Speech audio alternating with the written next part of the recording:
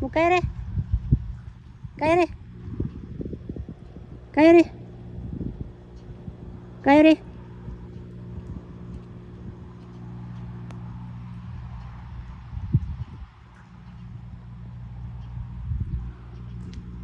Kailangan pauwiin ko to eh, pasaway.